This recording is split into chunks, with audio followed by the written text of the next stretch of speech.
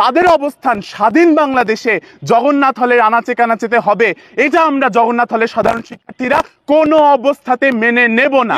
মুক্তিযুদ্ধকালীন সময়ে আল বদর আল শামস হয়ে পাকিস্তানপন্থীদের সঙ্গে হাত মিলিয়ে এই বাংলাদেশের জামাত শিবিরের যে ধরনের রিলেটিভিটি ছিল সেখানে, তো তারা তৎকালীন ছাত্র সংঘ হিসেবে পরিচালিত হলেও কি শিবিরের উত্তরসূরি কোনটা? ছাত্র সংঘ।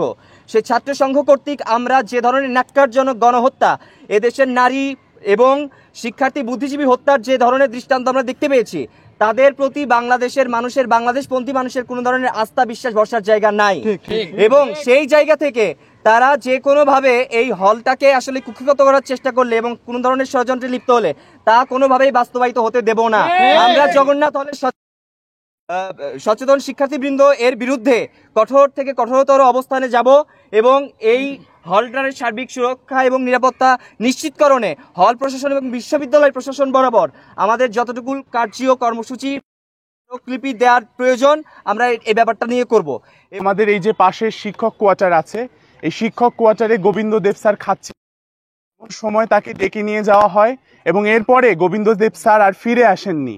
আমরা খুব স্পষ্টভাবে জানি এই যে রাজাকার আলবদর বাহিনী যারা ছিল, আমাদের যারা পাকিস্তানি বাহিনী ছিল, এরা তো গোবিন্দ দেব স্যারদেরকে চেনে না, এরা তো অনুদৈপায়ন ভট্টাচার্যকে চেনে না, এরা তো সন্তোষচন্দ্র ভট্টাচার্যকে চেনে না। এদেরকে কারা চেনালো? আমরা স্পষ্টভাবে জানি যে এদেরকে কারা চেনালো। সুতরাং আজকে তাদের অবস্থান স্বাধীন বাংলাদেশে জগন্নাথ হলের আনাচে কানাচেতে হবে, এটা আমরা জগন্নাথ হলের সাধারণ শিক্ষার্থীরা কোনো অবস্থাতে মেনে নেব না। আমরা বাংলাদেশের স্বাধীনতা, বাংলাদেশের মুক্তিযুদ্ধে বিশ্বাস করি, যার ভিত্তি এই জগন্নাথ হল। সুতরাং আমরা সবাই সাধারণ শিক্ষার্থীরা আমরা ঐক্যবদ্ধ আছি, আমরা যে কোনো এই ধরনের যে ঘাত প্রতিঘাত মোকাবেলার জন্য আমরা প্রস্তুত আছি, এতটুকুই আমরা বলতে চাই সবাইকে। সেই ন্যাক্কারজনক গণহত্যার সাক্ষী এই জগন্নাথ হল। 25শে মার্চ থেকে শুরু করে স্বাধীনতার উষালগ্ন 26শে মার্চ পর্যন্ত এই 34 জন শিক্ষার্থীদেরকে হত্যা করা হয়েছে নির্মমভাবে। এবং সেই সঙ্গে প্রাক্তন প্রাধ্যক্ষ গোবিন্দচন্দ্র দেব, তার পরবর্তীতে যখন তৎকালীন যে প্রাধ্যক্ষ ছিলেন আমাদের জ্যোতির্ময় গুহ ঠাকুরতা এবং আবাসিক শিক্ষক সহ 3 জন শিক্ষককে এখানে খুন করা হয়। পাশাপাশি এখানে শিববাড়ি আছে, শিববাড়ির সাধুদেরকে এই মাঠে হত্যা করা হয় নির্মমভাবে।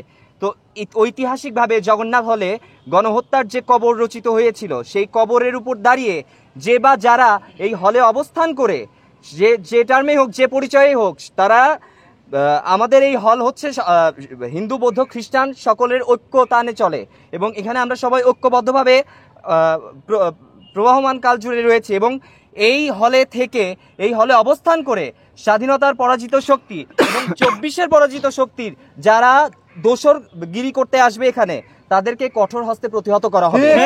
এবং এই সহযোগী হিসেবে যারা, আমরা গতকালকে একটি ঘটনা দেখেছি যে এখানে আসলে যারা বর্তমানে তৎকালীন সময়ে আসলে আমরা দেখতে পাই যে স্বাধীনতার মুক্তিযুদ্ধকালীন সময়ে আল বদর আল শামস হয়ে পাকিস্তানপন্থীদের সঙ্গে হাত মিলিয়ে এই বাংলাদেশের জামাত শিবিরের যে ধরনের রিলেটিভিটি ছিল সেখানে, তো তারা তৎকালীন ছাত্র সংঘ হিসেবে পরিচালিত হলেও কি শিবিরের উত্তরসূরি কোনটা? ছাত্র সংঘ।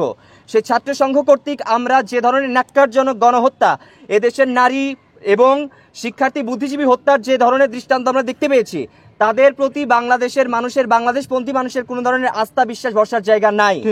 এবং সেই জায়গা থেকে তারা যে কোনোভাবে এই হলটাকে আসলে কুক্ষিগত করার চেষ্টা করলে এবং কোনো ধরনের ষড়যন্ত্রে লিপ্ত হলে তা কোনোভাবেই বাস্তবায়িত হতে দেব না। আমরা জগন্নাথ হলের সচেতন শিক্ষার্থীবৃন্দ এর বিরুদ্ধে কঠোর থেকে কঠোরতর অবস্থানে যাব এবং এই হলটার সার্বিক সুরক্ষা এবং নিরাপত্তা নিশ্চিতকরণে হল প্রশাসন এবং বিশ্ববিদ্যালয় প্রশাসন বরাবর আমাদের যতটুকু কার্যীয় কর্মসূচি লিপি দেওয়ার প্রয়োজন আমরা এই ব্যাপারটা নিয়ে করব। এবং এই হলে কোনোভাবেই যেন কোনো পরাজিত শক্তি মাথাচাড়া দিতে না পারে।